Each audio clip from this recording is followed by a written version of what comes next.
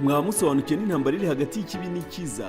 Ese waba uzi ingaruka ikomeye iyo ntambara ikugeraho? Mbese usobanukiwe n'imbaraga ikomeye yihishe inyuma yo guhuriza hamwe amadini? Ushaka kumenya se umutego isi yose igiye kugwamo? Muri Bibiliya, igitabo cya Daniyeli n'ibyahishuwe, ibyo bitabo byombi biduha umucyo kuri ibi bibazo ndetse n'ibindi twakwibaza ku byerekeranye n'ibihe tugezemo. Niba ushaka gusobanukirwa n'ibi bibazo, wakurikira ikiganiro ubutumwa bw'abamarayika batatu gica kuri TV1 buri ku isabato saa 9 z'amanywa ndetse no kuwa mbere w'isabato isaa 8 z'amanywa live kuri TV1. Ushobora kandi no kuduhamagara kuri telefoni igendanwa 078 70 11 18 cyangwa se kuri 0788 87 ukabaza uruhererekane rw'ibyigisho byitwa igitero gikaze usanga ku madividi. Ushobora no kudusura ku rubuga rwacu ari rwo www.preciouspresenttruth.org. mwese murararitswe. Turabasuhuje abakurikiye ikiganiro ubutumwa bw'abamarayika batatu, kandi tubahaye ikaze mu kiganiro cy'uyu munsi. Nk'uko bisanzwe rero dufite gahunda yo kwiga ijambo ry'Imana, aho tubabwira iby'ubutumwa bwiza butangaza kandi bifitiye umumaro ubugingo bwacu, by'umwihariko ariko bitewe n'uko aho isi igeze uyu munsi hari byinshi byanditswe byari byaravuze, n'ubundi dukomeza kugaruka cyane cyane ku by'ubuhanuzi bwari bwaravuze biri kuho muri uyu munsi, kugira ngo twese tubashe kuba maso twitegure Kristo ugiye kugaruka. Nk'uko bisanzwe rero dufite umutumirwa, mwene data ni Nzarambe Emmanuel. Ntabwo ndi burindire ko yivuga kuko ntabwo ari mushyashya, ahubwo turamenyeranye hano muri iki kiganiro cy'ubutumwa bw'abamarayika batatu. Reka rero tumuhe ikaze kugira ngo aturagize Imana. Niwe tugiye kuganira nawe muri iki kiganiro, hari insanganyamatsiko yaduteguriye. Reka tumuhe umwanya abanze aturagize Imana, twebwe namwe mudukurikiye, hanyuma tumuhe umwanya tubwire amagambo y'ijambo ry'Imana tugiye kuganiraho uyu munsi, kuko nta kindi twaje kuvuga kitari ibyanditswe byera. Karibu rero Emmanuel. Murakoze. Reka nsabe abaduteze amatwi twicishe bugufi mu mutima maze dusenge. Amen. Mana yacu nyir'ubushobozi kandi nyir'ububasha, turagushimye cyane kuri aya manywa ayo duhaye amahirwe yo kugeza aho tugihumeka. Ni umugisha ukomeye kuko tuzi ko guhumeka kwacu turi mu isi ishaje hari umwanzi utwanga ari igitangaza. Uhabwe icyubahiro. Tugushimiye ko twese waturinze, yaba twebwe turi muri studio ndetse n'abateze amatwi, kandi turagusabye kugira ngo uduhe umugisha, uduhe ibyiringiro mu mitima yacu. Umwanya tugiye kumara tubumbuye ijambo ryawe utubere umwigisha mukuru. Ijambo ryawe riduhane, ridukosore, ridushyire ku murongo mwiza, ridutunganyirize kuzaba mu bwami bwawe. Amen. Umuntu wese watanze umwanya we agatega amatwi yicaye, tumusabiye umugisha nyakubahwa kugira ngo umugenderere kandi umugirire neza. Ijambo ryawe rigiye gucira hiteka bariteze amatwi, ahubwo twese ritubere impamba izatugeza mu bwami bwawe. Ngaho utuyoboresha umwuka wawe, kandi gahunda kuva itangiye kugeza ishoje uyigaragaremo, uyihesherezemo icyubahiro, natwe iduheremo umugisha. Tubisabye mu izina rya Yesu umwami wacu. Amen. Mwanya rero no wawe kugira ngo tubwire uyu munsi mu byanditswe byera tugiye kuganira iki? Uyu munsi tugiye kuganira icyigisho kiri bukurikire icyo twaganiriyeho n'ubundi kuwa mbere w'isabato ushize. Kuwa mbere twari twaganira icyigisho twari twahaye imitwe ibiri. Umutwe wa mbere wacyo waravugaga ngo amategeko Imana yakuyeho. Umutwe wa kabiri waravugaga ngo amasomo yo muri Bibiliya avuga amategeko aruhije gusobanuka. Hari amasomo yo muri Bibiliya ajya agora abantu kuyasobanukirwa, cyane cyane yanditse mu nzandiko za Paulo. Ayo masomo niyo twagerageje gusobanura. Abantu benshi iyo basoma Bibiliya cyangwa bakaganira ibyo bayisomyemo bavuga ko hari amategeko Imana yakuyeho, kandi koko ntabwo baba babeshya. Na Bibiliya ubwayo igaragaza ko hari amategeko Imana yakuyeho. Ikibazo ahubwo kigasigara kivuga ngo mbese ayo mategeko ni ayahe? Nibyo. Hari amasomo abiri rero twari twashingiyeho ubushize. Rimwe ryari ryanditse mu rwandiko Paulo yandikiye Abefeso mu gice cya 2 umurongo wa 15. Ryaravugaga ngo amaze gukuzaho amategeko y'iby'imihango umubiri we, kugira ngo bababiri abarememo umuntu umwe mushya muri we, ngo azane amahoro atyo. Iri somo riravuga ko Yesu niwe uvugwa hano ko yakujeho amategeko y'iby'imihango umubiri we. Urumva ko iri somo risobanura neza amategeko Yesu yakuyeho ayo ariyo. Ni amategeko y'iby'imihango. Ndetse iri somo rinavuga igihe Yesu yayakuyeho ni igihe yabambwaga, kuko nibwo yayakujeho umubiri we. Iri somo rero rirakomeye cyane kandi risobanura ibintu neza. Usomye no mu Bakolosayi nanone wabona irindi somo rivuga nk'iri mu gice cyaho cya kabiri n'ubundi kuva ku murongo wa 14 ukageza ku murongo wa 17. Yego. Haranditse ngo igahanagura urwandiko rw'imihango rwaturegaga. Yego. Abakolosayi igice cya kabiri 14. Igahanagura urwandiko rw'imihango rwaturegaga, ikarudukurizaho kurubamba ku musaraba. Kandi maze kunyaga abatware n'abafite ubushobozi ibahemura ku mugaragaro, ibivuga hejuru kubw'umusaraba.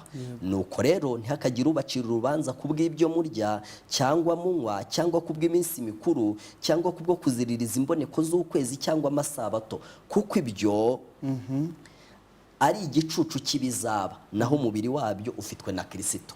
Iri somo naryo urumva ko rivuga ngo yahanaguye urwandiko rw'imihango rwaturegaga, irukuzaho kurubamba ku musaraba. Urumva ko nayo ivuga amategeko y'imihango. Umuntu ashobora kwibaza ati ese umuhango ni iki? Umuhango ni umugenzo ugaragara ariko ufite icyo usura kiba kizasohora cy'ukuri. Icyo kintu kiba kizasohora ariko kitarasohora gifite ikigishushanya, icyo kigishushanya cyitwa umuhango. Abayuda rero imihango yabo yabaga iri mu buryo butandukanye. Hari mu byo bita kujabika intoki, abantu bagiye kurya, bagiye kwinjira mu buturo bwera. Byabaga ari itegeko ku buryo utarabikoraga bavuga ko akoze icyaha, yishe itegeko. Harimo amategeko yerekeranye n'iby'iminsi mikuru. Iyo usomye mu Balewi mu gice cya 10 cya 23 ubona isomo rifite umutwe uvuga ngo iminsi mikuru y'Uwiteka. Abayuda bagiraga iminsi mikuru 7 mu mwaka. Umunsi watangiraga iyo minsi bawitaga Pasika, wabaga ku itariki 14 z'ukwezi kwa mbere kwa buri mwaka w'Abayuda. Buri tariki 14 z'ukwezi kwa mbere habaga Pasika. Pasika ya mbere yabaye igihe Abisirayeli bari bagiye kuva mu Egiputa, nibwo bwa mbere bajiririje Pasika. Ariko hari n'igihe nanone Pasika ya nyuma yabereye. Kuri buri Pasika yose hicwaga umwana w'intama, ndetse n'iyo ngiyo yabereye mu Misiri umwana w'intama yarishwe. N'igihe bari bageze mu bunyage bakavayo baragarutse bakomeza kuziririza Pasika. Ariko usomye muri Mateyo igice cya 26 ku murongo wa 17 usoma ahantu hafite umutwe uvuga ngo Yesu asangira n'abigishwa be ibya Pasika. Muri iryo somo aravuga ngo Yesu amenye ko igihe cye cyenda kugera kandi kigomba guhura rwose n'umunsi wa Pasika. Kuko niwe uwo munsi wa Pasika niwe washushanyaga. Mu yandi magambo Yesu yagombaga gupfa ku munsi n'ubundi Pasika ituwibaho, kuko n'ubundi Pasika yashushanyaga urupfu rwa Yesu. Buri ntama yose yicwaga kuri Pasika, nkuko Yohana yavuze muri Yohana nyine ubutumwa bwiza bwa Yesu bwanditswe na Yohana yavuze ngo nguyu ntama w'Imana. Intama yose yicwaga ku munsi wa Pasika yabaga ihagarariye ntama w'Imana ukuraho ibyaha by'abari mu isi. Niyo mpamvu Yesu urupfu rwe rwabaye neza ku itariki nyirizina Pasika yari ituwibaho. Ni nacyo cyatumye Pawulo yaranditse amagambo yanditse mu Bakorinto. Urwandiko rwa mbere Pawulo yandikiye Abakorinto. Reka dusome iryo somo twumva ukuntu Pasika yaje kugira iherezo, kuko icyo yasuraga cyasohoye. Mu rwandiko rwa mbere igice cya 5 umurongo wa 7 haranditse ngo nuko mwizeho umusemburo wa kera kugira ngo mubirobere ishya mube mutakirimo umusemburo wa kera, kuko Pasika yacu yatambwe ari we Kristo. Urumva ntabwo bava ngo Pasika yazutse. Bavuga Pasika yatambwe cyangwa yapfuye. Yesu rero yapfuye ku munsi habagaho Pasika. Niyo mpamvu Yesu amaze gupfa Pasika yisi buri kintu ishushanya irarangira. Ntabwo ushobora gusoma mu gitabo cy'ibyakozwe n'intumwa ngo ubone ahantu intumwa zajiririje Pasika. Ngira ngo nkunganire gatoya muri ubwo buryo wanadusobanurimo amategeko y'umuhango. Dufata urugero niba bavuze wenda reka nyivuge muri ubu buryo ko nicyo abantu bose basanzwe bamenyereye igihe uvuze uti igihe Kristo yazaga agapfira ku musaraba, icya Pasika cyari kigize iherezo kuko niwe rushyanyaga, none cy'ukuri cyari kije. Ni kimwe nuko n'ubundi mu mihango y'abakobwa cyangwa abagore bajya buri kwezi, kuko abashushanye ubwo bushobozi bwo kubyara bwo kugira umwana iyo twisira hagarara. Icyo kintu kiratangaje. Yitwa imihango kuko isura umwana, ariko iyo ari mu nda wa mwana irahagarara kuko icyo yasuraga kirahari deja, kiba gisohoye. uyu munsi mukuru rero wari umunsi ryari itegeko ry'umuhango, ndetse niyo mpamvu ngo ntihakagire ubacibanza kubw'iminsi mikuru, kuko icyo yasuraga cyarasohoye. Umunsi wa kabiri abayuda bagiraga ni umunsi bita umuganura, wabaga ku itariki 16 z'ukwezi kwa mbere, wabaga hashize iminsi 2 pasika ibaye. Niyo mpamvu biratangaje cyane. Yesu uwo muganura washushanyaga iki? Washushanyaga umuzuko wa Yesu. Niyo mpamvu iyo usomye mu rwandiko nanone rwa mbere rw'Abakorinto mu gice cyaho cya 15 ku murongo wa 20, urwandiko rwa mbere Pawulo yandikiye Abakorinto igice cya 15 umurongo wa 20 haranditse ngo ariko noneho Kristo yarazutse, niwe muganura w'abasinziriye. Yesu yamaze kuzuka, icyo umuganura washushanyaga. Ku munsi w'umuganura abantu bazanaga imyaka yeze bwa mbere bakayimurikira Imana. Nta bantu babaga bemerewe gusarura ku myaka yabo batarakora uyu muhango, kugira ngo imyaka yabo ihabwe umugisha n'Imana izabone uko yera. Yesu amaze kuzuka yabaye umuganura abandi bazazuka igihe Yesu azagaruka. Bityo uwo muhango witwa umuganura icyo wasuraga kiba kirasohoye, uhita ubura icyo ushushanya urarangira. Biratangaje cyane yuko Yesu yazutse ku munsi nyirizina, itariki nyirizina, umuganura wari utuyubaho cyane. Kuko wibuke neza, ubwo ndagira ngo mbwire abadukurikiye amagambo uri kuvuga nuko utari kugenda ukurikiranya cyangwa se usoma ayo masomo yose kuko ari menshi, ariko buri mubare w'igice cya 23, kuko hari umutwe w'amagambo uvanga iminsi mikuru y'Uwiteka, aho bavuga ya minsi yose n'amatariki n'iminsi byagombaga kuberaho. Umuganura wagombaga kuba ku isabato, kuwa mbere w'isabato, sibyo? Ku itariki 17 16 ni naho Yesu yazutse, kuwa mbere w'isabato. Kuko wenda nuko nyine turi kubibutsa icyigisho twarakize neza, ariko byabaga kuwa mbere w'isabato, ni naho Yesu yazutse nawe kuwa mbere w'isabato, ku munsi n'ubundi umuganura waberagaho. Undi munsi wo twarebye ni umunsi bita umunsi w'umusaruro. Umunsi w'umusaruro iyo usomye mu barewi muri icyo gice nyine cya 23 bavuga ko umunsi w'umusaruro wabaga hashize iminsi 50 habaye umunsi w'umuganura. Mu barewi nyine mu gice cya 23 wenda ushobora gusoma ku murongo wa 16. Ava ngo mubare iminsi 50 igeze ku munsi wa mbere w'isabato wa 7, maze muganurire Uwiteka ituro ry'umuganura wundi. Ariko ibyo by'umuganura byo wahera nko ku murongo wa 9, Uwiteka yabwira Mose ati bwira Abisirayeli uti nimumara kugera mu gihugu nzabaha mugasara ibisarurwa byaho, muzajye muzanira umutambyi umuganda w'umuganura w'ibisarurwa byanyu. Bagakomeza bavuga ko byabaga kuwa mbere. Iyo rero hashiraga iminsi 50 umuganura ubaye, habaga icyo bita noneho umunsi mukuru w'umusaruro, ari nawo umunsi mukuru bita Pentekote. Reka nkubwire ikintu gitangaje Pole. Buriya Yesu amaze kuzuka yamaze iminsi 40 mu isi ayigendamo, arangije ajya mu ijuru.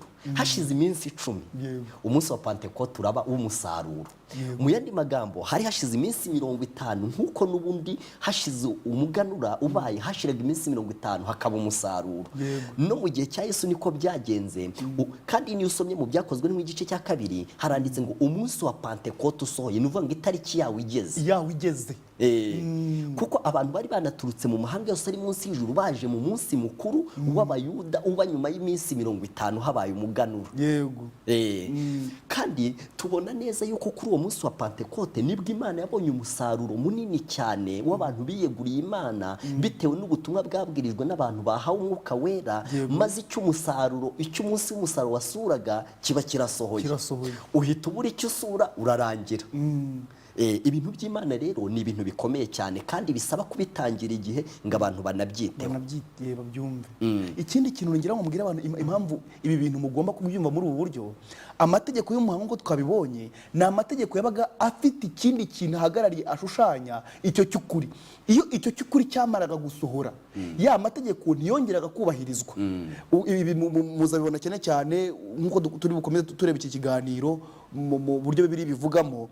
Ibi byaje no kuba impaka igihe Yesu yaramaze gusubira mu ijuru, aho hari abantu iyo babwirizaga ubutumwa mu gihe cy'intumwa bongeraga gushaka kwikorereza umutwaro abizeye ubutumwa bwiza wo gukomeza kuziriza ya mategeko y'umuhango. Ariko intumwa zazo zicara hamwe i Yerusalemu mu byakozwe mu gice cya 15 zivuga neza yuko uwo mutwaro batagomba kuwikorezwa. Kubera iki? Ibyo wasuraga byamaze gusohora. Umutego wa satani yo twabonye ukomeye. Satani yoshya abantu gukuraho amategeko Imana itakuyeho, kandi akaboshya kuziririza ay'Imana yakuyeho. Nk'ubu uyu munsi abantu baracyaziririza Pasika, abantu baracyaziririza Pentekote, ariko ku mategeko Imana yavuze ko atazavaho n'inyuguti imwe. Kandi burya abantu babyumve neza, iyo usomye Bibiliya ukumva iravuguruzanyije, haba hari ikibazo mu myumvire. Nk'ubu urugero, niba Yesu yaravuze ngo kugeza aho ijuru n'isi bizashirira, amategeko ntazavaho inyuguti imwe, umuntu akeneye kumenya ngo ni ayahe yavugwaga. Ubwo ni muri Mateyo 5. Kandi nanone niba havuga ngo amategeko y'imihango yavuyeho, nk'ubu urugero tuzi ko Yesu amaze gupfa umwenda watabutsemo kabiri, ariko n'uyu munsi abantu baracyakora gahunda yo gutamba mu buryo butagaragarira amaso y'abantu bose. Ariko ibitambo n'uyu munsi abantu ntibemera igitambo cya Yesu gihagije, hari ibindi bitambo. Uyu munsi abantu haracyariho abatambyi bahuza abantu n'Imana, bo umuntu ashobora kubwira ibyaha byabo kugira ngo ahari bamuhuze n'Imana. Ibyo bintu byose by'amategeko Imana yakuyeho abantu babishubijeho, kandi Satani aboshya kwica amategeko Imana yavuze ko atazavaho. Urumva ni akaga, ni n'ingorane. Gusa hari ikintu kimwe nshimira Imana, hari abantu bamaramaje kugomera Imana rwose pe babihitamo muri urwo ruhande, ariko hari n'abandi bafite umutima wo gukora iby'Imana ishaka, ahubwo bafite ikibazo cyo kubisobanukirwa. Abo baraza kugirira umugisha muri iri jambo ry'Imana turi kwiga, kandi ntabwo ari ibyo twebwe ubwacu turi kwivugira, ahubwo byanditse muri Bibiliya. Niyo mpamvu uyu mwanya tugiye gufatanya namwe kugira ngo dusome ikibyanditswe byera bivuga, kugira ngo ijambo ry'Uwiteka riduhishurire icyo Uwiteka ashaka icyo ari cyo. Hari amagambo avuze mu isengesho wasengaga, kugira ngo ku ijambo ry'Imana ntabwo twarihereye kugira ngo riducireho iteka, ahubwo twarihereye kugira ngo rideshe ubugingo buhoraho. Ariko kuri iyo ngingo hari ijambo Yesu yavuze numva rirankanze muri Yohana 12 uhereye ku murongo wa 46 ukageza ku 48. Yesu yavuzeho amagambo aravuga ngo naje mu isi ndi umucyo kugira ngo unyizera wese ataguma mu mwijima. Ngo ariko umuntu niyumva amagambo yanjye ntayitondere, sijya umuciriyeho iteka, ngo kuko ntaza mu isi no gucira abari mu isi w'iteka, ahubwo naje kubakiza nk'uko wabivuze.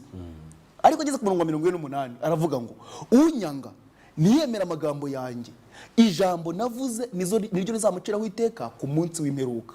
Byumvikane ko si Kristo uciye umuntu w'iteka, ahubwo uyu muntu yumvise ijambo ry'Imana ariko arinangira yanga kuryumvira.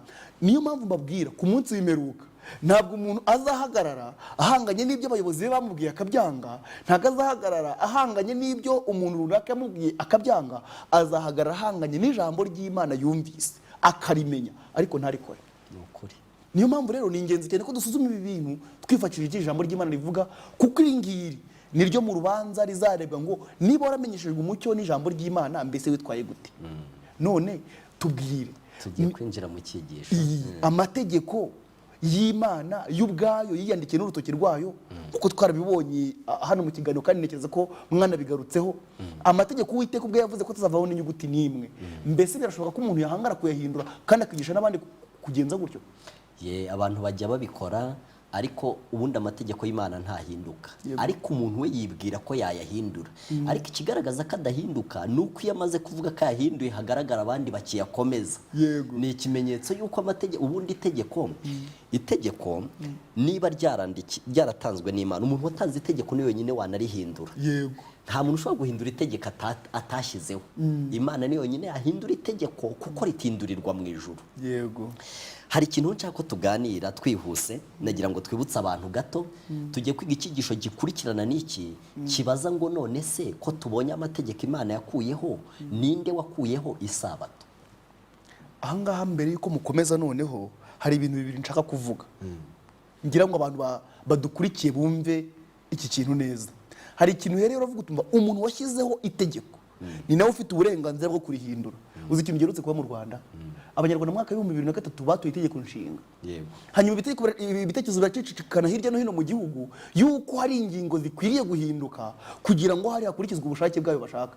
Muri iki gihugu dufite abantu bakomeye, nta n'umwe atinyutse guhindura ibyo. Byarongeye bisubizwa Abanyarwanda kugira ngo babandi abarabongera kubihindura. None wa mugani amategeko y'Imana niba abasha guhindurwa n'Imana gusa, kubera icyo uvuze isabato, kuvuga ninde wahinduye isabato, ninde wavanye isabato, kubera icyo ari isabato uzanye, kubera icyo utavuze ntukifuze, kubera icyo utavuze ntukice, kubera icyo utavuze ntugasambane. Impamvu amategeko yose abantu bagaragara ko bayemera, baranayayoboka, ariko itegeko ry'isabato niryo tegeko riteye ikibazo.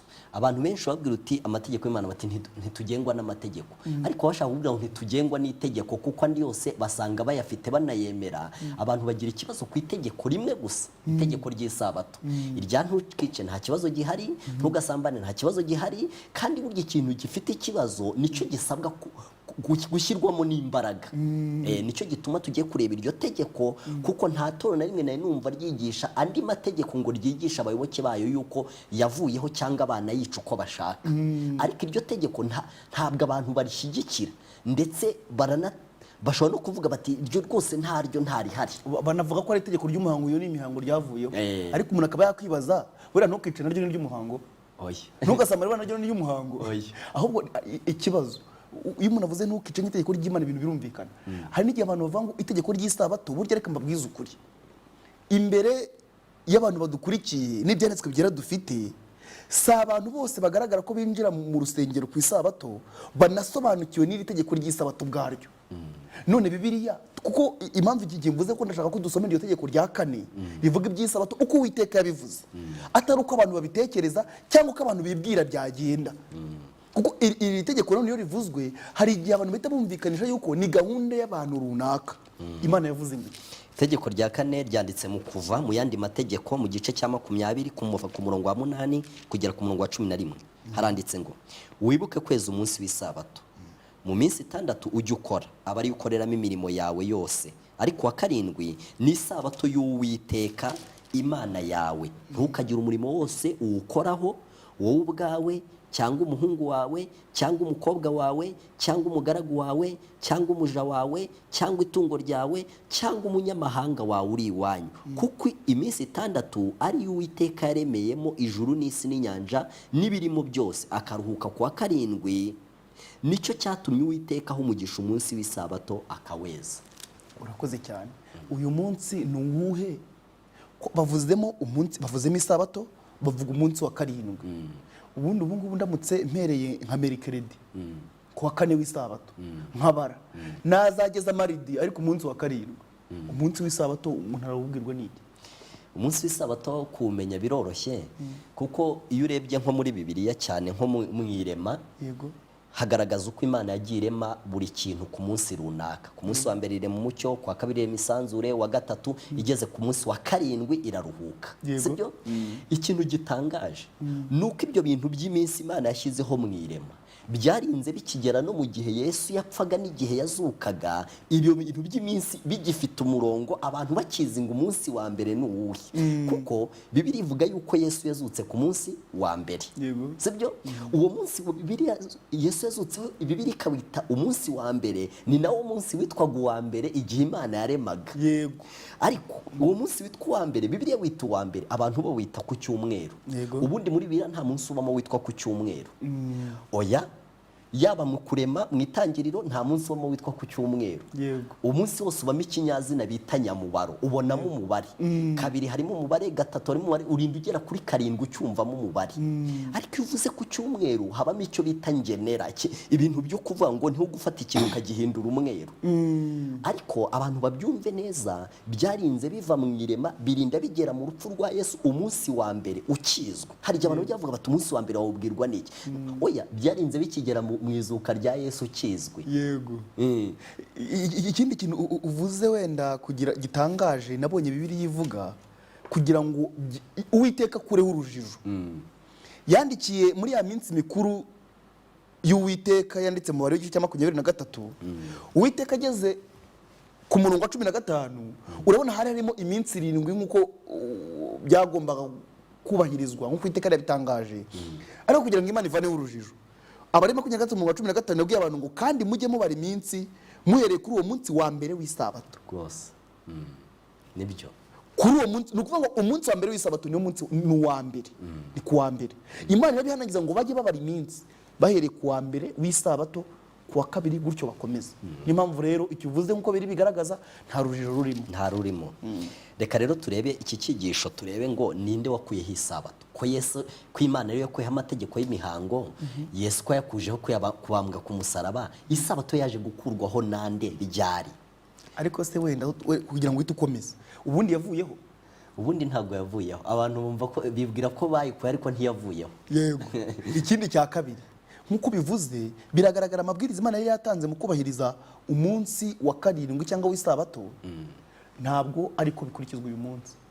Iyo tuvuga ngo ntabwo ariko bikurikizwa birareba buri muntu wese waremwe n'Imana. Kuko reka mbabwire iki kintu, waba ubyemera cyangwa utabyemera, waba ubishaka cyangwa utabishaka, umunsi umwe buri muntu wese, yewe n'abapfuye batazi yuko Imana ibaho, umunsi umwe buri muntu wese azibona imbere y'Imana agomba gusubiza ibibazo bijyanye n'ubugingo bwe uko yabayeho bikurikije ijambo ry'Imana cyangwa bidakurikije ijambo ry'Imana.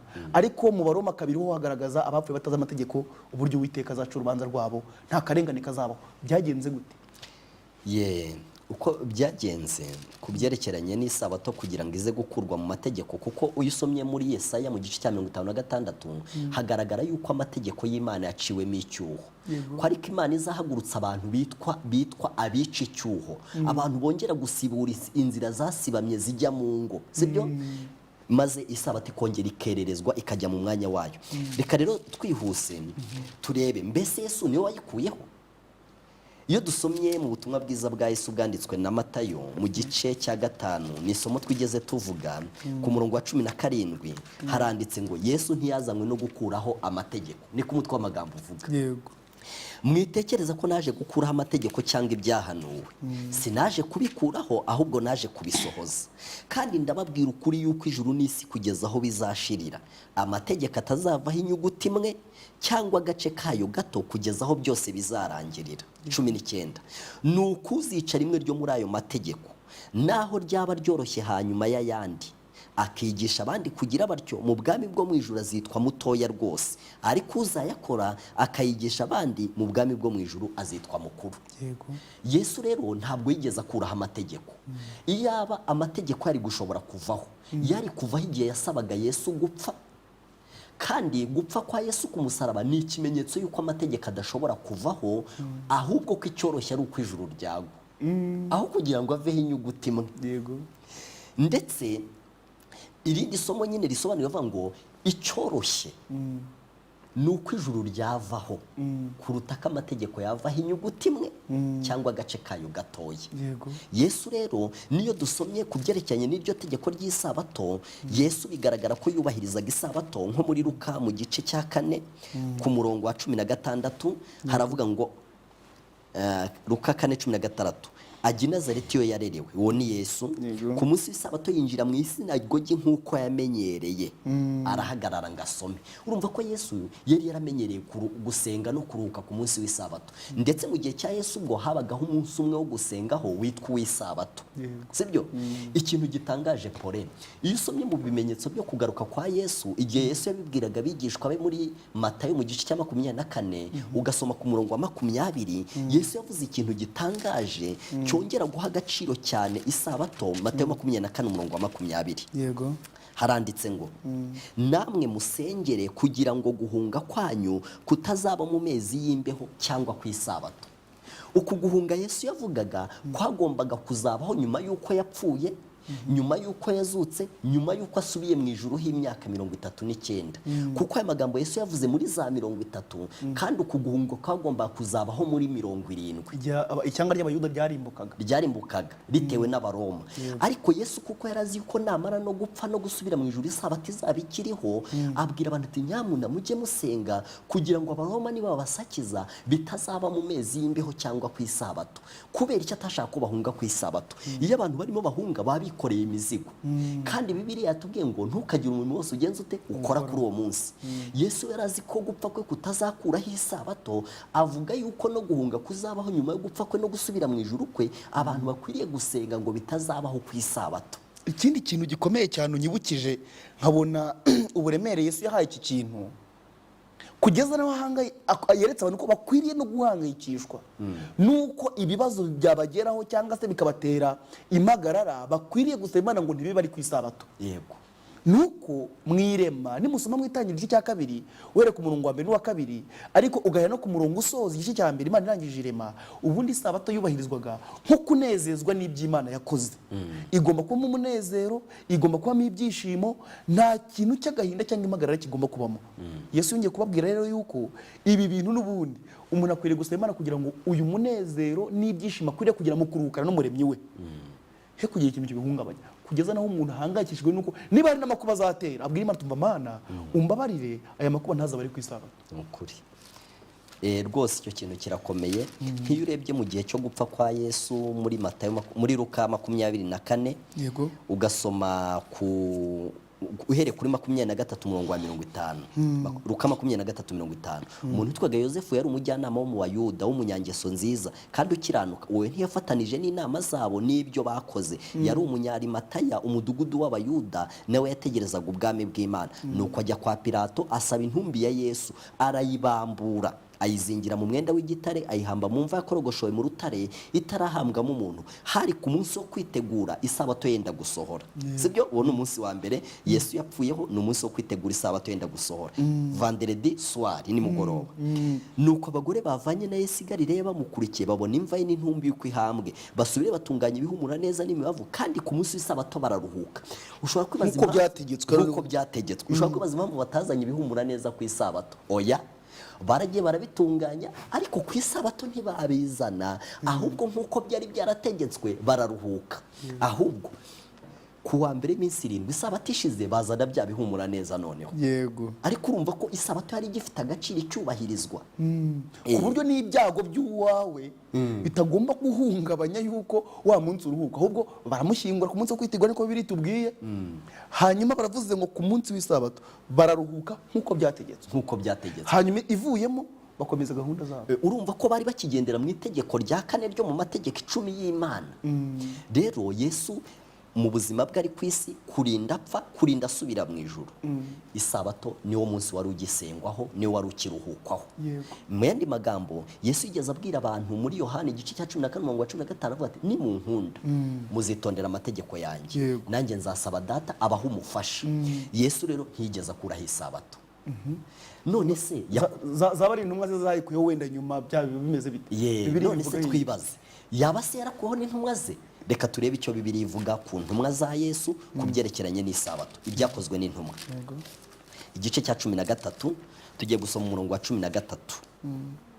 Byakozwe n'intumwa 13 umurongo wa 13 Paulo nabo bari kumwe batsukira Ipafo barambuka bafata Iperuga y'Ipamfiya Yohana basigayo agiye Yerusalemu 14. Ariko bo bava Iperuga bararomboreza bagira muri Antiyokiya y'Ipisidiya ku munsi w'isabato binjira mu isinagogi baricara.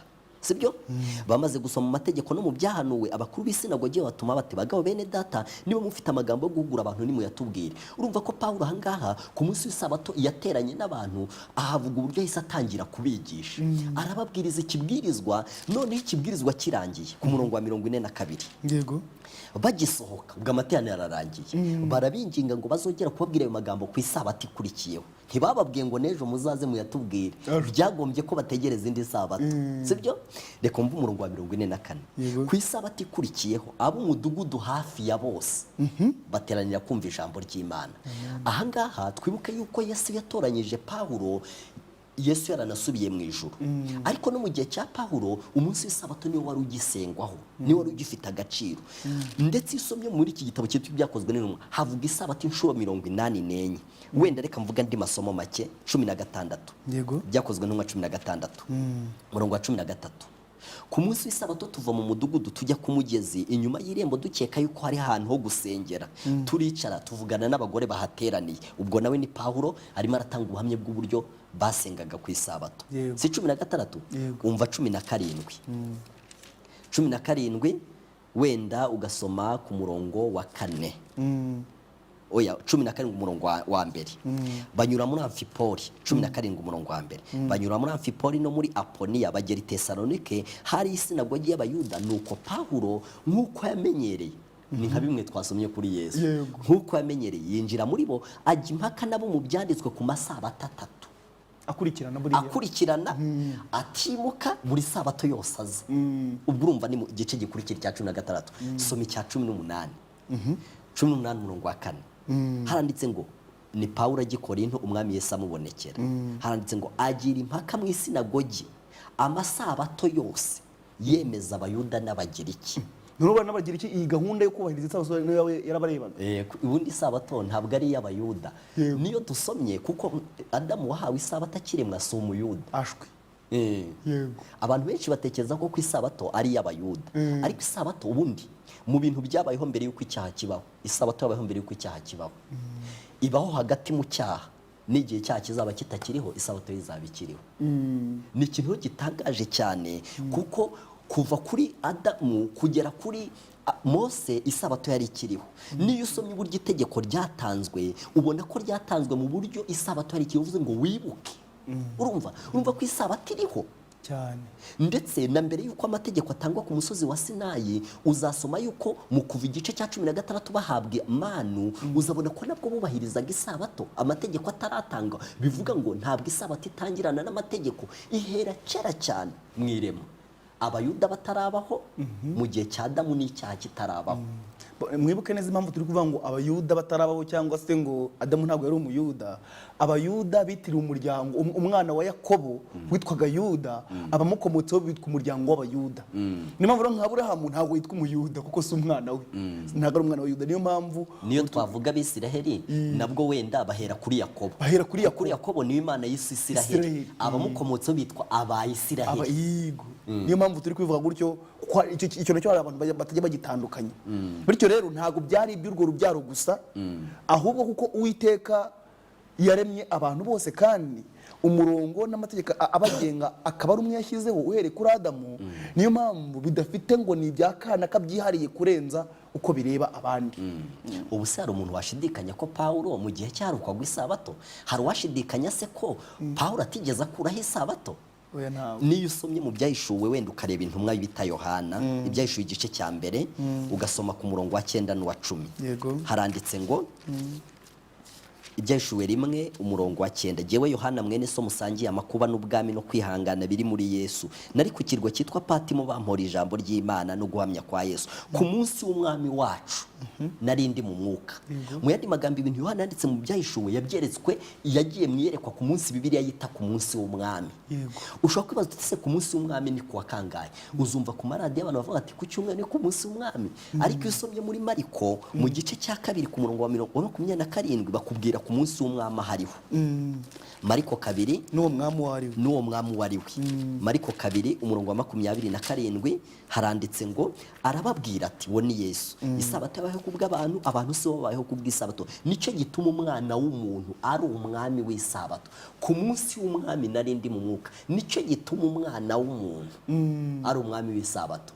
Niyo usomye ririya tegeko avuga ngo ariko wa 7 ni isabato y'Uwiteka. Ntabwo abona umunsi w'abayuda, oya aravuga ngo ariko wa 7 ni isabato y'Uwiteka. Urugero nk'ubu abantu benshi bajya bakora anniversaire, bakibuka igihe bashakiye, bakibuka igihe bavukiye, bakibuka igihe babatirijwe. Imana nayo hari igikorwa yigeze ikora cyo kurema. Icyo gikorwa igishyirira anniversaire, umunsi ngaruka cy'umweru ngo abantu batazibagirwa yuko Imana ariyo yabaremye. Iyo abantu bakomeza kubahiriza isabato neza nk'uko Imana yabishyizeho ifite intego, nta muntu wari kuzasenga ikigirwamana.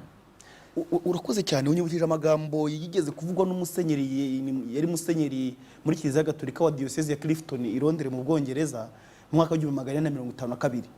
Yongera gusubirwamo n'uwari archevêque wa New York mu 1956. Yari archevêque, ni ukuvuga yayoboraga ni nk'abasenyeri bakundi uvuga ngo ni nka archevêque mu Rwanda, ubu yobora nk'inama nka Kiliziya Gatolika mu rwego rw'igihugu. Bavuze amagambo bagarura ku munsi w'isabato, babaza nyine nayo impamvu abantu batawuruhuka. Baravuga ngo Imana yatoranyije umunsi wa 7 iwita isabato, iwutoranya mu yindi minsi, kandi ivuga n'impamvu yawo n'umwihariko udasangiye n'indi minsi yose.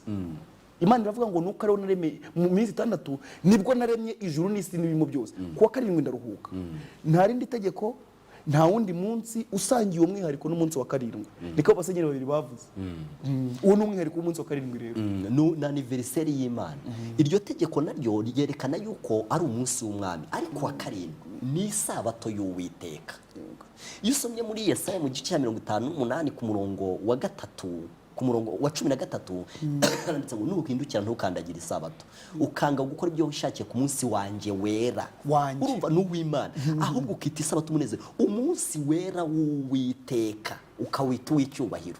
Urumva ku munsi w'umwami rero ni ku isabato, niko na Yohana yeretswe ku munsi w'umwami. Aha rero bigaragara ko intumwa zitigeze zihindura isabato. None ikibazo hari kugira ngo aya magambo Bibiliya yivuze arasobanutse. Uyu munsi dufite ikibazo ndetse gishingiye ku kuvuga ngo icyo umuntu apfa ni ugusenga. Ku buryo ubu ngubu dufite abantu basenga ku wa gatandatu, kuko Bibiliya imaze kutugaragariza ni ukuvuga kuri wa munsi ibyanditswe bigiye bitubwira ko Yosefu umwari Mataya we yihutiye mu munsi wo kwitegura isabato, yihutiye kumana umurambo wa Yesu. Hari abantu umunsi bawusengaho, yego, hakaba abandi basenga ku isabato, hakaba abandi basenga dimanche, rwose bakaruhuka bagakinga bakavuga uyu ni umunsi w'Imana. Urwo rujijo ruriho muri uyu munsi wacu, kuko Bibiliya yo iragaragaza ko nta rujijo ruhari. Ninde wakuyeho isabato? Iyo minsi itandukanye bityo ikaba byaraje mu bantu byagenze gute? Ibyo bintu rero umuhanuzi yarabihanuye muri Daniel igice cya 7 ku murongo wa 25. Bivuze ngo Imana yabimenye bitaraba kandi irabivuga. Daniel igice cya 7 umurongo wa 25 havuga ikintu gikomeye nshaka ko abantu bazirikana. Haranditse ngo, reka mbere ku murongo wa 23, maze wa wundi arambwira ati iyo nyamaswa ya kane izaba ubwami bwa kane ku isi. Ubundi bwami bwayoboye isi ku nshuro ya kane ni Roma. Izaba ubwami bwa kane ku isi kandi buzaba budasa n'ubundi bwami bwose, buzaconshomera isi yose buyisire bange buyimbenagure. Iyo ni Roma y'abakayizari. Kandi ayo mahembe 10 n'ubwo bwami hazakomoka abami 10, hanyuma yabo hazaza undi mwami, ariko we ntazabasa n'aba bami. Uyu mwami agomba gukomoka muri Roma, kandi kudasa n'abandi bivuga ko yaje mu rwego rw'iyobokamana. Azaba adasa n'abandi bami, kandi ariko we ntazabasa n'abo bami ba mbere, kandi azanesha abami 3. Niwe uzavuga ibyo kugomera isumba byose, umva uwo mwami ntazakora. Niwe uzavuga ibyo kugomera isumba byose, kandi azarenganya abera bisumba byose. Azigira inama zo guhindura ibihe n'amategeko, kandi bizarekerwa mu maboko ye. Mu yandi magambo Imana ntizamurwanya, kuko burya Imana iha umuntu wese umudendezo. Abantu baribaza bati ni kuki Satani Imana itamwishe? Oya, n'uyu Imana ntizamurwanya, izamureka ngo yuzuze igikombe cye, sibyo? Ariko urumva ko niba Imana yarahanuye ko mu ngoma ya Roma, kandi mu byerekeranye na gikirisito ku ihembe ryameze Roma gipagani imaze guhanguka, niho hagomba kuba umuntu agomba gukora ibintu bibiri bikomeye: agahindura ibihe n'amategeko. Ubu abantu benshi nubwo wenda biba bimenyerewe, ariko bakwiye kumenya ko ibihe byarahinduwe. Niyo mpamvu umugabane munini uyu munsi abantu bawita ejo bazaba bita ku wa mbere, kandi Bibiliya ihita ku wa kabiri. Impamvu bazahita ku wa mbere ejo ni iyi, ni uko uyu munsi ariho bita ku cyumweru. Ariko uyu munsi abantu baramutse bawise ku wa mbere nk'uko Bibiliya iwita, kandi abantu barabyemera ko Yesu yazutse uyu munsi, kandi bakemera ko Yesu yahazutse hitwa ku wa mbere. Ariko byaje kugenda gute?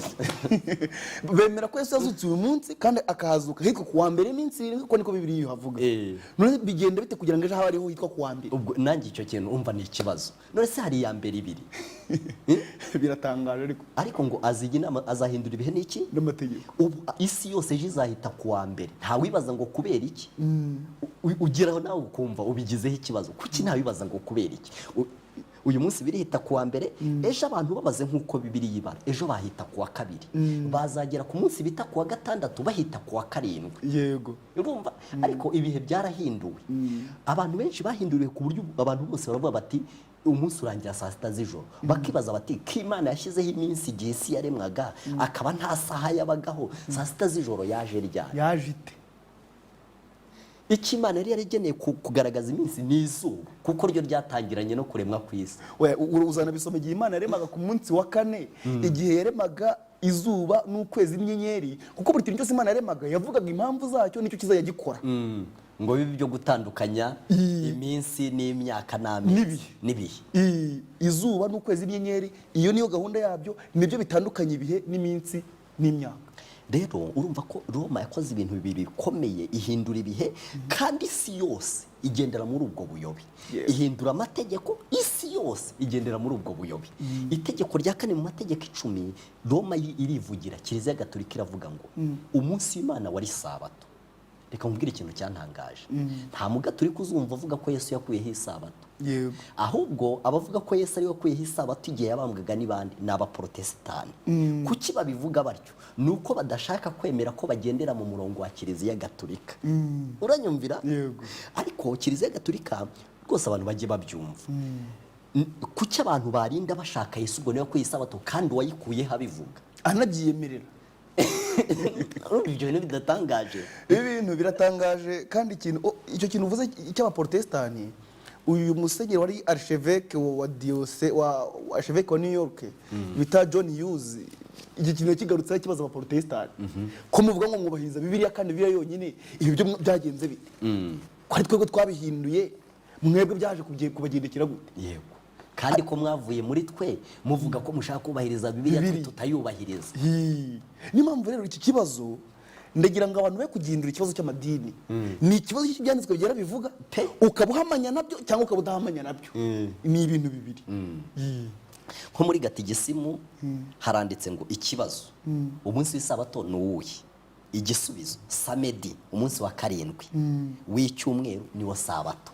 Muri gatigisimu kuri page ya 50 yo mu 1977. Yego. Bakongera bakavuza ikindi kibazo ngo ikibazo ni kuki twubahiriza umunsi wa dimanche umunsi wa mbere w'icyumweru aho kubahiriza isabato?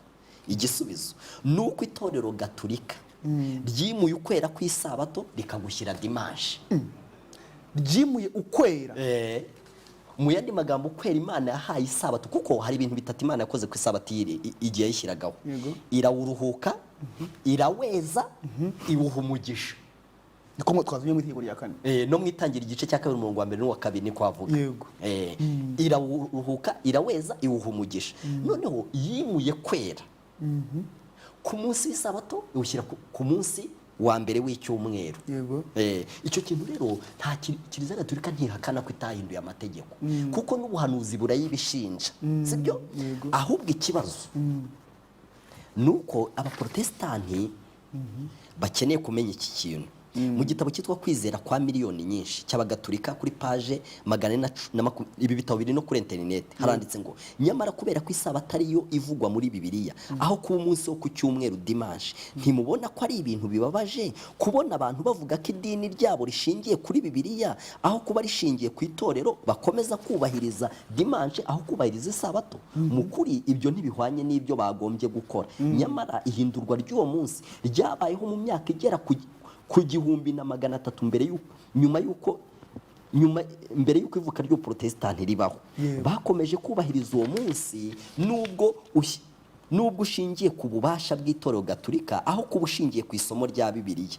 Kubahiriza uwo mugenzo bikomeza kuba urwibutso rw'itorero twavuga ko ari nyina w'udutsiko tutari abagatolika twarivuyemo. Nyamara ni nk'umuhungu uhunze nyina, nyamara mu mufuka we akaba atwaye ifoto ya nyina cyangwa kuma nyina afungisha umusatsi. Ibyo bintu biratangaje. Reka ngire ngo mbwire abantu badukurikiye iki kintu, nujya gusuzuma icyo amategeko y'Imana avuga, nujya kureba icyo ukuri cyari cyo, ntuze kureba idini usengeramo cyangwa pasiteri wawe cyangwa umukuru w'itorero cyangwa padiri cyangwa musenyeri ngo yavuze ibi. Ufate Bibiliya mu biganza byawe, wowe ufite Bibiliya ntagatifu, wowe ufite Bibiliya yera, uze gusoma ku kijyanye n'amategeko y'Imana. Ibi bintu niko bivuga. Bibiliya iravuga kandi ngo ubereshe ukuri. Yego. Ijambo ryawe ni ryo kuri. Buri ijambo ry'Imana ni ryo muyobozi, cyane niryo ryerekana aho umuntu akwiriye gushinga ikirenge. Yego. Ntabwo rero umuntu agenda nk'uko itorero bivuga, ahubwo ijambo ry'Imana niryo ryerekana uko itorero ryakagombye kuba rimeze. Rigomba kuba rimeze. Ijambo ry'Imana niryo ryerekana umurongo, ibintu byose bigomba gusuzumirwaho. Bigaragara rero yuko Yesu atari wakuyeho isabato. Bigaragara ko intumwa ze atari zo zakuyeho isabato. Cyakora igihe Pawulo yari agiye gupfa, agiye kuva mu mubiri, yavuze yuko hari umunyabugomo uzaza. Mu rwandiko yandikiye Abatesalonike rwa 2, reka muze mwumve ukuntu ibintu bya Bibiliya byose biba biri ku murongo. Urwandiko rwa 2 rw'Abatesalonike igice cya 2, reka duhere ku murongo wa 3. Ntihakagire umuntu uboshye uburyo bwose, kuko uwo munsi utazaza ni umunsi wo kuza kwa Yesu. Ntuzaza kurya kwimura Imana kutabanje kubaho. Kandi urya munyabugoma atarahishurwa ari we mwana wo kurimbuka. Murongo wa 4, ni umubisha wishyira hejuru y'icyitwa Imana cyose cyangwa igisengwa cyose kugira ngo yicare mu rusengero rw'Imana yerekane ko ari Imana. Urumva ko ibintu bisorera ku muntu usenga uyoboye itorero. Yego. Ntimwibuka yuko nababwiye ibyo nkiri kumwe namwe, kandi none muzi yuko ikimubuza ari ukugira ngo azahishurwe mu gihe cye, kuko amayoberane y'ubugome n'ubu yatangiye gukora, ariko ntazahishurwa keretse uyazubuza ubu akuweho. Ba Pawulo n'izindi ntumwa bari abantu babereye maso cyane umurimo w'Imana n'ijambo ryayo. Niyo mpamvu babangamiye cyane Roma kugira ngo ishobore gukora ibi bintu bakiriho. Baravuga bati nzi ko nimara kuvaho, Pawulo yanditse mu byakozwe no 20 ati nzi ko nimara kuvaho muri mwe hazaza amasega aryana. Barimo bagenewe uburyo amategeko y'Imana azayoborwa nyuma gato yuko intumwa zipfuye. Ndagira ngo abantu baduteze amatwi bamenye ko intumwa ya nyuma yari inzipfa. Hakibaho umunsi umwe wo gusenga. Ibintu byose byaje guhinduka, nta ntumwa n'imwe ikiriho. Na Yohana wumvise ko niyo ntumwa ya nyuma yapfuye bwa nyuma, ariko nabwo hari hakiri ku munsi w'umwami. Yego. Niyo mpamvu rero ndagira ngo mbwire abantu badukurikiye, mwibuka iki kintu uvuze tweze kukigarukaho iyo twiganaga n'abantu badukurikira bakurikiye ikiganiro imvo n'imvano ya za Bibiliya nyinshi dufite n'ukuntu zagiye zihindurwa. Bavuze neza, baduhamirije neza yuko igihe intumwa zari zikiriho byari bigoye kugoreka ibyanditswe byera n'inyuguti n'imwe, kuko Yohana ubwe ajya kwandikira abantu mu rwandiko rwa mbere rwanditswe Yohana yaravuze ngo ibyo twumvise, ibyo twiboneye n'amaso yacu, kandi uwo twakozeho, abo batangwanye nk'ababihagazeho ntabwo bajya kugoreka ikintu babonye.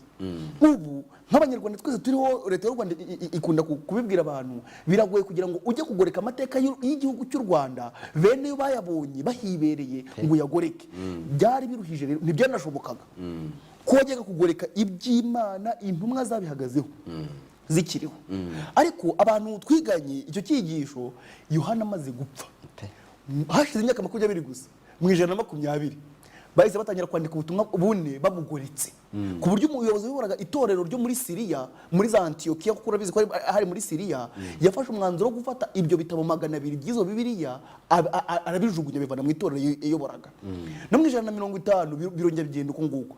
Iyo yari intangiriro, intambwe ku ntambwe yuko wa munyabugome noneho icyamubuzaga, icyamukumiraga kivuye mu nzano, atangiye intambwe ku ntambwe. Niyo mpamvu uzare n'iki kintu ntabwo kiza ku bantu iyo ubuyobe bugiye gutangira, ntabwo biza ku bantu hutihuti ngo byikubiteho. Ndaguha urugero, wigeze kuba mu cyaro, uzi ko tw'abantu twabaye mu cyaro, iyo twabonaga umukobwa wambaye ipantaro nta cyaha tumubonyeho, tukamubona umukobwa wambaye ipantaro cyangwa wenda wasize iminwa cyane akagira ibintu yishyiraho, kuko niko mu cyaro twafataga, twari tuzi ko umwari ari ukuntu agomba kuba ameze. Abantu bose bakavuga ngo umuntu ni indaya, nta kindi kintu bamubonyeho. Ariko ibyo bintu barabimenyera. Uyu munsi icyo kintu nta muntu kiri mu mutwe we. Kubera iki? Byagiye intambwe ku ntambwe, abantu bamenyera iki. Cya kintu bavuze rero, abantu tugatinya kitari cyo, tugakuraho icyo Imana yashyizeho kandi kava ko kitazahinduka. Hanyuma bya bindi Imana ahubwo yavuze ngo mbikuye, abantu bakabigaruraho. None ikibazo kuri iryo jambo, isabato yavuyeho ryari? Yakuweho, uwayikuyeho twe twamubonye, yakuweho ryari? Ubundi isabato bayikuyeho ni ruto koko, ariko kuva muri za 313 isabato yatangiye kugenda abantu bavuga bati bamwe bajye bayiruhuka, abafite ibintu bibagoye ntacyo baruhuka ku cyumweru, ubundi baravuga bati bamwe bajye bayiruhuka bakora aka kazi, cyangwa se baruhuke no ku cyumweru. Ariko batangiye kugenda bayototera, ntabwo bayikuyeho ngo baze umunsi umwe bati isabato tuyikuyeho, ahubwo habaye ikintu cyitwa kumenyereza abantu, kugeza ubwo isibanganye mu bitekerezo byabo. Ariko ikintu nakubwira nuko nta gihe na kimwe, nubwo wenda abantu bayikuyeho abantu bakabimenyera, higeze habaho abantu bataruhuka isabato kuva iyi si yabaho. Ndetse hari n'abagiye bayirenganyirizwa, cyane cyane nko mu gihe cy'ubupapa bukomeye, mu gihe cya Martin Luther n'abandi bagorozi bagiye babanyuma, bagiye bazira ibintu byo kwizera ariko bakaguma ku murongo. Nubwo bamwe akarengane kabagamburuzaga bakabivaho, ariko hagiraga itsinda rihagaze rikiri ku murongo w'Imana. Yego. Ndabona rero hari wenda turi kwitegura kwerekeza ku musozo kugira ngo duhe abantu badukurikiye iminota runaka kugira ngo babaze ibibazo cyangwa bunganire, ariko wenda turacyasigaranye iminota yo kugira ngo ahari iki kintu gisobanuke. Umugambi wo kuba umuntu yahindura amategeko y'Imana, ubundi abantu twaremwe n'Imana, kandi ibyanditswe byari tubwira muri Zaburi 24 ndumva ari umurongo wa mbere, isi n'ibiyuzuye n'ibyo Uwiteka, isi n'abayibamo. Ni uwuhe mugambi umuntu ashobora kugira wo guhindura ibintu bitari ibye? Abantu batari buze kuba be, isi n'ibiyirimo bitari buze kumwitirwa kuko si we wabiremye. Ni uwuhe mugambi n'imbaraga bibyihishe inyuma yatuma umuntu agambirira ikintu kiremereye bene ako kagera? Ubundi ikintu cyatumye amategeko y'Imana ahindurwa n'isabato igahindurwa byari bitewe n'uburyo hashakwaga guhuzwa abapagani n'abakirisito. Kuko Pawulo amaze gushinga itorero i Roma, ari naryo ryaje kuvukamo ikibazo mu matorero yose yari ari ku itorero ry'i Roma, niryo ryaje kuvukamo ikibazo. Noneho kivuka hagati y'ubuyobozi bw'i Roma n'ubuyobozi bw'itorero ry'i Roma Pawulo yashinze akaryandikira urwandiko rw'Abaroma. Noneho muri iryo torero kubwo gushaka guhuriza abantu hamwe, baravuga bati reka durebe ikintu cyahuza abantu bose, kujya umwe akora ibi undi biriya, ahubwo reka dushaka ikintu cyo abantu bose bahuriraho. Noneho gushaka guhuza abapagani n'abakirisito nicyo cyatumye hajyaho umunsi wo ku cyumweru. Dore ko ibintu bikomeye cyane byose byajyaga biba ku isabato, yaba amasoko, yaba ibintu by'amabanke. Noneho baravuga bati reka noneho dufate uriya munsi cy'umuntu apfa, ari byo wanambwiraga uwo munsi abantu baba bati cyupfa no gusengerega. Ariko abantu nanababwira iki kintu, iyo usomye mu migani igice cya 28 umurongo wa 9 aravuze ngo uwiziba amatwi ngatumva amategeko gusenga kwe nako ni ikizira. Uwiziba amatwi ngatumva amategeko gusenga kwe nako ni ikizira, niko isomo rivuga. Hari ikindi kintu ngira ngo uze kudufashamo, ariko ukidufashemo abantu bamaze gusobanukirwa n'amakuru y'iki kintu. Intambara ikomeye iri hagati ya Kristo na Satani, iri hagati y'icyiza n'ikibi, iri hagati y'ukuri n'ikinyoma. Ariko iyi ntambara ikomeye iri hagati ya Kristo na Satani, ntabwo tuzabona Satani na Kristo mu mubiri bahanganye babiri nk'abantu barwana. Ahubwo iyo ntambara irwanirwa hano ku isi, aho buri kintu cyose na buri muntu wese bafite uruhande babugamiyemo. Ubu ndagira ngo mbwire abantu badukurikiye, nimubone ko hari amadini menshi aje bundi biherutse kuntangaza, ikigo gishinzwe iby'imiyoborere mu Rwanda kivuga ngo twebwe amadini dufite yanditse yemerewe ibyangombwa ararenga 1500 mu Rwanda. Ntimukangwe n'uwo mubare, kuri iyi si habonekaho impande ebyiri gusa, n'ebyiri zonyine. Waba amadini uko yabangana kose hariho impande ebyiri. Uri munsi y'ibendera rya Kristo, kandi gusenga kwawe no kuramya kwawe n'imibereho yawe. Kubera ko impamvu nyivuga, hari igihe abantu none bumva iby'itegeko, kuko buri hari ikintu bajya bavuga ari ukuri. Hari ukuntu umuntu afata itegeko rimwe akaryihambiraho, akumva yuko kuba hari arikomeza mu buryo butandukanye n'uko abandi babigenza, akumva ko iryo rimwe rizamukiza. Ariko siko bimeze. Kuko Yesu igihe yavuze ngo nubwo na rimwe mu ryoroheje mu yandi, ndetse no kuba kigarukiza baravuga ngo niba ubahiriza amategeko yose uko ari yose ariko ugasitara kuri rimwe, Yesu yamaze kuyacumuraho. Yakobo ntabwo yavuze iryo rimwe ryari, uretse ko wenda yatanze urugero. Bivuze ngo kugira ngo wemerwe n'Imana bisaba kugufashwa n'ubuntu bwa Kristo. Imibereho yawe yose igomba guhamanya n'ibyo amategeko 10 y'Imana asaba, kandi ubuntu bwa Kristo baraduhagije, abasha kubidushoboza. Niyo mpamvu rero kuri iki ngiki, ntabwo kuba Satani ashaka kurwanya Imana abikoresha anyujije mu bantu, kubera ko niyo Imana ishaka kugaragaza ubuntu bwayo n'imbaraga zayo, abantu bayihisemo nibikoresha kugira ngo bayigaragaze. Naguha urugero, ku musozi Karumeli si marayika wari uhari, ahubwo ni Eliya wemeye guhagararira Imana, iby'Imana yashoboraga gukora byose ibimukoreramo. Igihe abarwanyaga Imana basenga ibigirwamana, bari abahanuzi ba Bali, si Satani cyangwa abadayimoni be bari bahari, ahubwo Yezebeli n'abahanuzi ba Bali bari bahagarariye Satani bari kuri uwo musozi. Niyo mpamvu n'uyu munsi ni impande ebyiri. Satani ahanganye na Kristo kandi akoresha abantu, ariko buri muntu wese mudendeza Imana yamuhaye. Ntawe Satani afashe ku ngufu, nta Imana ifashe ku ngufu, uretse ko Satani ashukashuka abantu kugira ngo bamuzeho bamukorere, ariko ni uguhitamo kwa buri muntu wese. Kandi uko guhitamo gukwiriye gushingira kuri cya kintu Uwiteka yavuze ngo nimusange amategeko y'Imana n'ibiyihamye. Niba atavuga ibihwanye n'iryo jambo, nta museke uzabatambikira. None ndagira ngo ahari kugira ngo tuze kugira aho duha abantu badukurikiye kugira ngo wenda babaze ibibazo bafite, cyangwa se batwunganire mu buryo, kuko impamvu mvuga ngo batwunganire, ubu ntabwo ari twe ntiti mu ijambo ry'Imana, twabasangije iki ijambo ry'Uwiteka rivuga.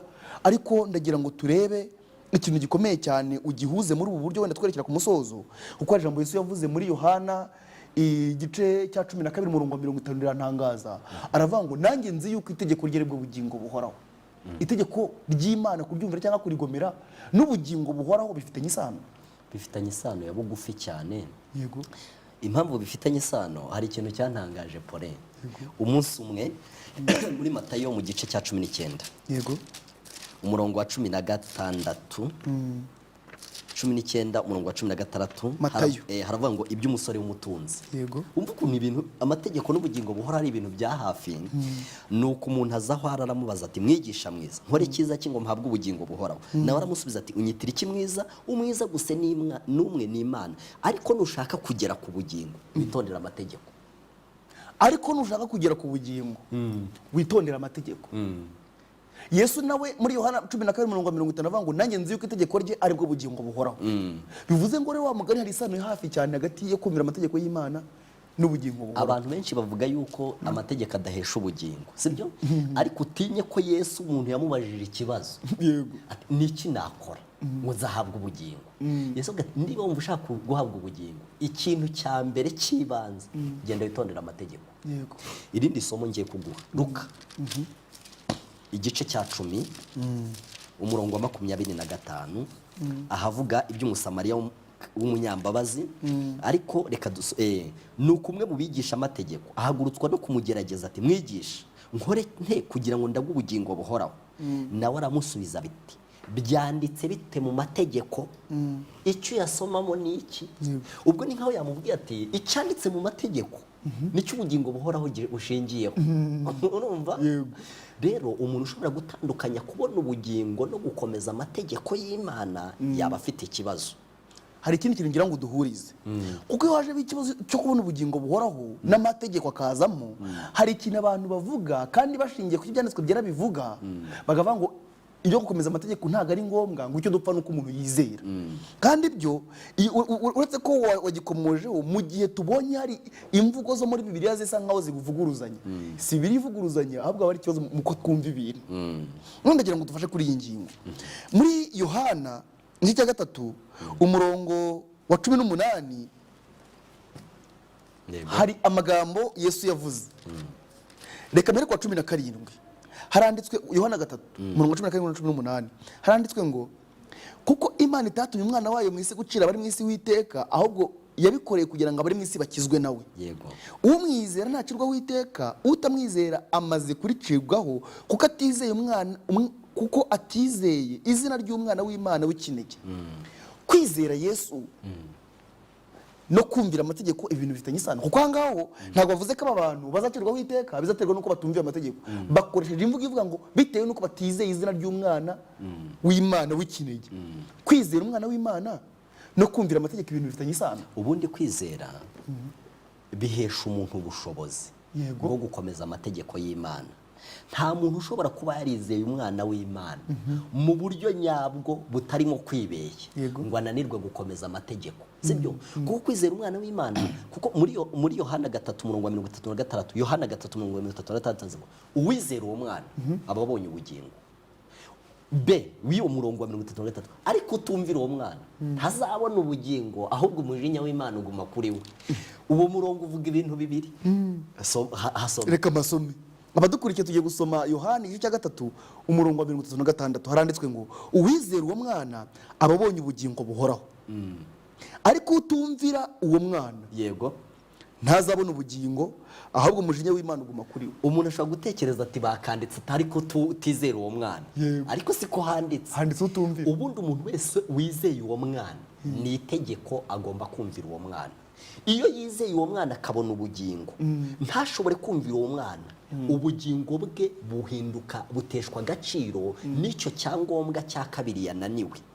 Cyakora umuntu aramutse yizeye uwo mwana akava mu mubiri, ibyo kumvira uwo mwana ntibimureba, sibyo?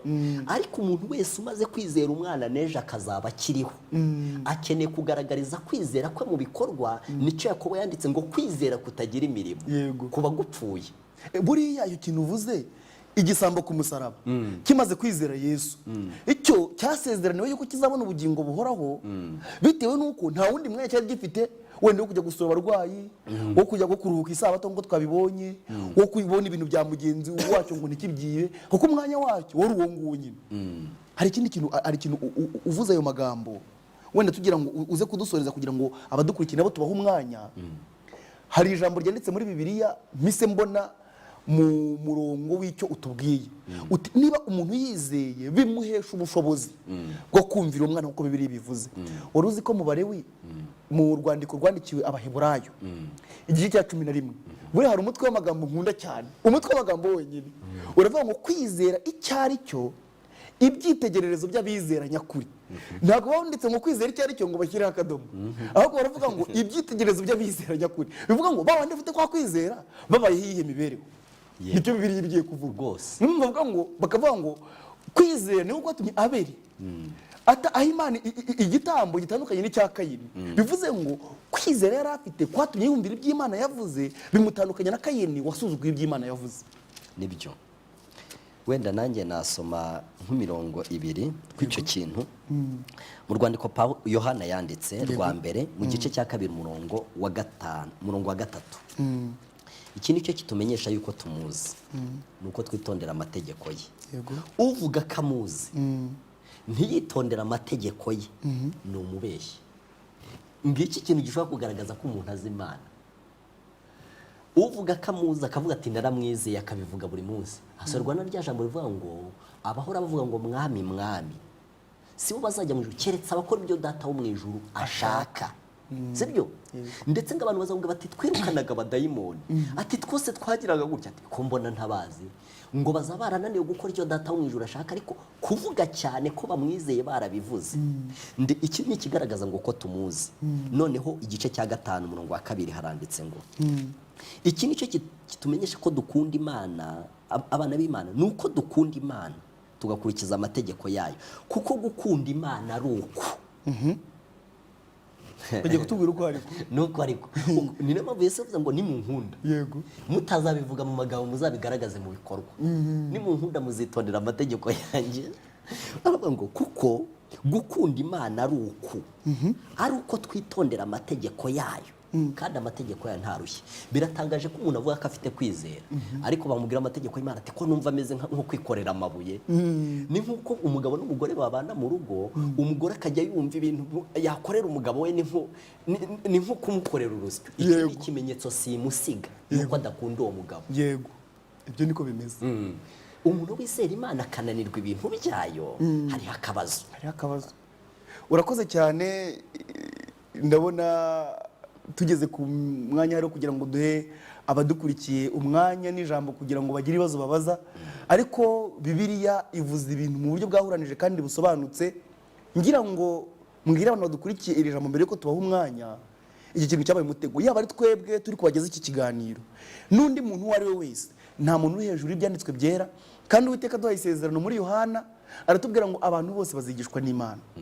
Bivuze ngo n'uyu mwanya igihe urangiye ujye muri Bibiliya yawe, atari byo umuntu wundi akubwiye cyangwa usoma n'undi muntu, usenga Imana uyisabe kuyobora mu ijambo ryayo. Niyo mpamvu reka dutange uyu mwanya kugira ngo harabagize ibibazo batubaze, kuko gufashwa n'Imana n'ijambo ryayo tubashe kubonera hamwe ibisubizo cyangwa ibitwunganira mu bibazo twibaza, kuko umunsi ku munsi ni urugamba, ni intambara tuba turimo Satani aturwanya. Dukeneye kuyoborwa n'ijambo ry'Imana uko twagenza. Reka rero dusabe abari kuri tekinika, hari niba hari umuntu uri bugere ku murongo muhe umwanya, kuko nimero. Alo? Yego, turakumva. Nitwa Damascene. Yego. Nibaze hamwe muri Bibiliya Yesu yahumuye umuntu mu munsi w'isabato. Yego. Baramubaza bati mbese ni ukuvuga iki ukoze ku munsi w'isabato? Yego. None ndagira ngo musobanurire aho ngaho kuko iki Yesu yabikoze ku munsi w'isabato, kandi mwasigaye ko ku munsi w'isabato ari umunsi wo kuruhuka. Urakoze, Imana iguhe umugisha. Uyu mugenzi wacu nubwo atatubwiye ahari, ariko turamufasha kuko biranditse. Si no kuvura umuntu ku munsi w'isabato gusa, hari ibikorwa cyane cyane by'ubugira neza Yesu yakoraga ku munsi w'isabato, ndetse akabigonganiraho n'abayobozi b'ishyanga ry'Abayuda. Ati none ibi bintu ko bikoze ubu n'isi isabato, ati none ibyo byo ko itegeko ry'Imana ryatubwiye ngo muruhuke, ibyo byo bihuriye. Reka hari twongere twakire n'undi muntu. Yego, halo. Mwiriwe neza.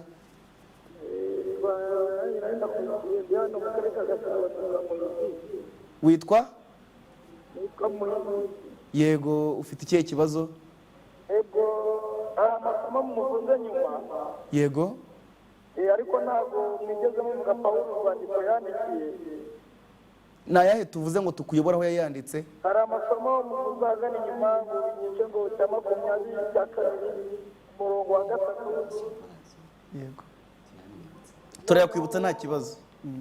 Noneho nimurangiza yego muze kuwushyirira urutonde nanjye impaka ku bantu bambaza iby'isabato. yego uze kumbwira ibitabo n'amasomo y'isabato nanjye nandike ko ndabakurikirana. urakoze cyane. wenda reka mfashe uyu muntu muri ubu buryo ariko muraza kumusubiza. ntabwo iki kiganiro twatambukijeho aha ngaha kigendereye kujya impaka, nta nubwo kigendereye kugira ngo dutsinde abatugisha impaka ngo bigaragare ko ba runaka batsinzwe bari aribo batsinze. ubundi twese nk'abanyabyaha bacumuye ku mategeko y'Imana turaba gutsindwa imbere y'Imana. ijambo ry'Imana ryo rikudwishurira rikutwereka aho dutsindirwa n'iby'Imana yifuza kugira ngo tubigenderemo. ndagira ngo rero abantu badukurikiye rwose mbabwire, ntabwo ibingibi byo gutera abantu kujya impaka. iyo ijambo ry'Imana rimaze kuvugwa, ubundi se umuntu nimara kumwemeza ibyo akabyemera, hari ijuru ndi bumujyanemo.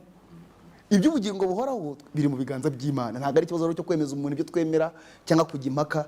niyo mpamvu ni ukugira ngo abantu bamenye umucyo w'ijambo ry'Imana, niwo murongo turimo ikibyanditswe byera bitubwira.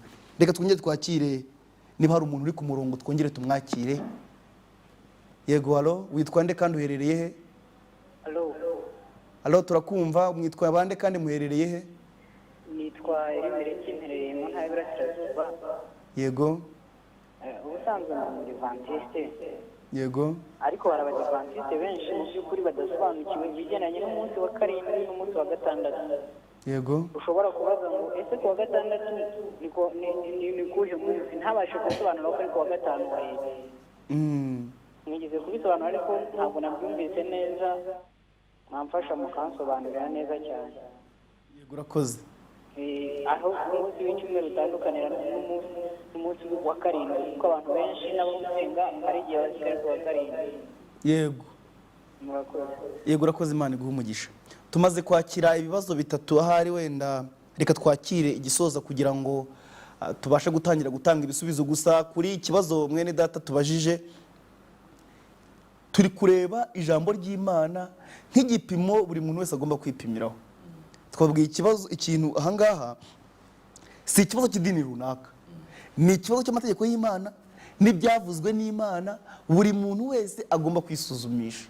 niyo mpamvu rero wenda icyo nitukigeraho abantu baraza kugisobanurwa. reka turebe niba hari undi muntu uri ku murongo kugira ngo tumwakire. halo, mwitwa bande kandi muherereye he? yego turakumva, mwitwa bande kandi muherereye he? yego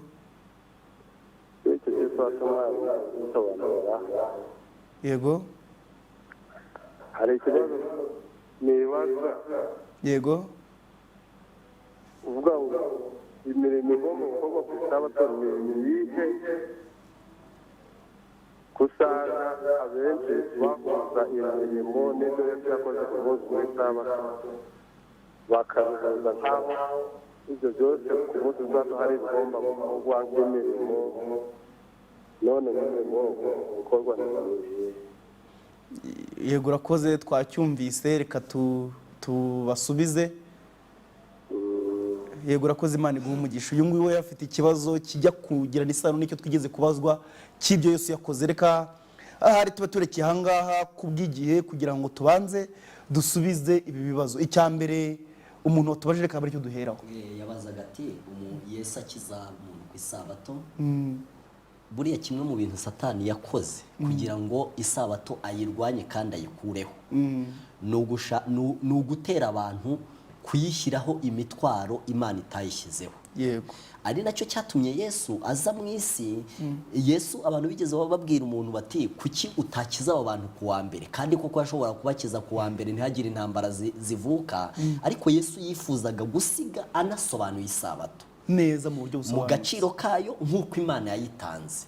Abayuda rero ari naho abantu bajya bahera mu buryo bwo gushaka nanone kutemera isabato no kwirwanya. baravuga bati Yesu ntiyababwiye yuko badakwiriye gukora ibintu yakoze ibingibi ku isabato bakagira ngo ahari Yesu yari aziruye isabato ahubwo Yesu yari ahaye isabato agaciro kayo ibikorwa byerekeranye no gukiza ibikorwa byerekeranye natwe uyu munsi umuntu twamujyana kwa muganga umuntu twamushakira icyo kurya ari umurwayi ibyo bikorwa byose bifitanye isano no gukiza ubugingo bw'umuntu ku munsi w'isabato biremewe mu gihe cy'abayuda rero Satani yari yarabateye gushyira isabato imitwaro myinshi kugira ngo atere abantu kuyizinukwa yego bavuga bati ibi bintu biranaremereye nta wabishobora noneho bayivireho rimwe n'itegeko ko Imana yaritanze bariveho akoresheje kurishyiraho iby'Imana itayishyizeho ni umwe mu mutego Satani yazanye yo kwangisha abantu isabato maze atera abantu kuyishyiraho imitwaro Imana itayishyizeho mu ijambo mu magambo mudusubije kandi yumvikana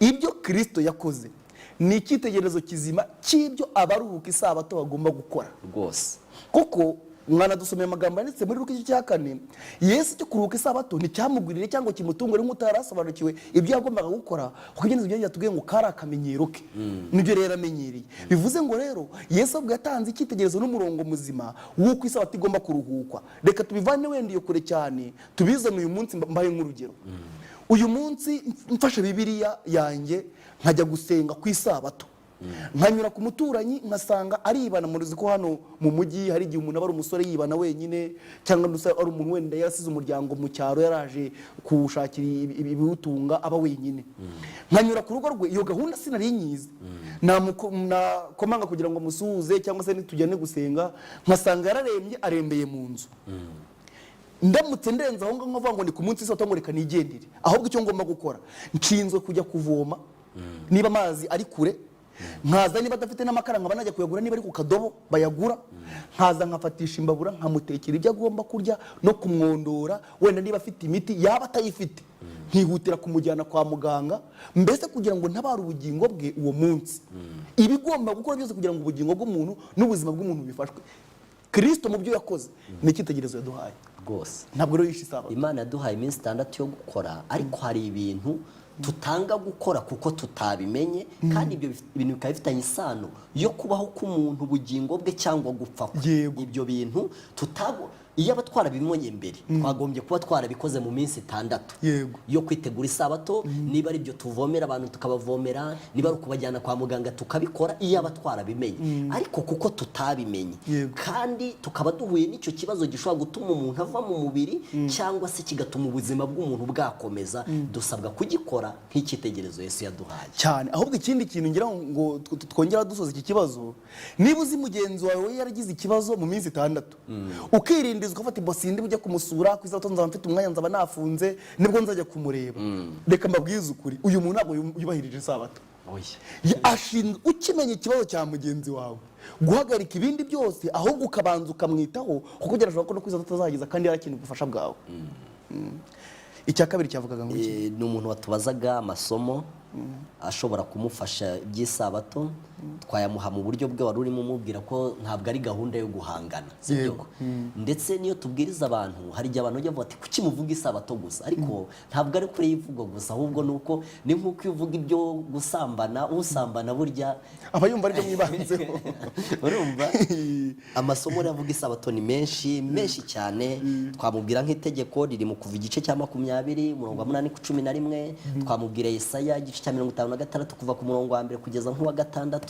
twamubwira Yesaya 5:8 umurongo wa 13 kugeza nk'uwa 15 twamubwira hariya twasomye muri Luka 4 umurongo wa 16 no muri Luka 24 umurongo wa 55 ayo yose ni amasomo nandi menshi kandi mwana mubwiye ko mu gitabo cyakozwe n'intumwa ikisabato kivugwamo inshuro 84 twasomyemo nk'amasomo nkane yego bityo uvuze icyo kintu uranyibutsa nitero nigeze gusengeramo ry'Ibujumbura bampaye ubuhamya byabaye ntarahagera ariko n'ubuhamya bampaye bari kwigisha icyigisho uyu uravuze uti wenda abantu baravuze ati kimwibanda ku isabato yonyine ahubwo mu mutima w'umuntu ikintu kivuzwe yumva atagikora aba yumva ari wenyine bavuze nkuko rutanze urugero by'umuntu yasambana bakicara n'ugasambana abantu bigishije bacyaha icyaha cyo kurogana barakigisha umukecuru wicaye imbere ahita ahaguruka nta muntu umuhaye ijambo nta n'umutunzi agatoki n'izina rye ritavuzwe atavuga ati ariko ubundi muvuga jyewe nyine nicyo jyenyine uroga muri iri torero kandi ako mutamuvuze kandi ntamuvuze izina ahubwo ijambo ry'Imana ryari rivuzwe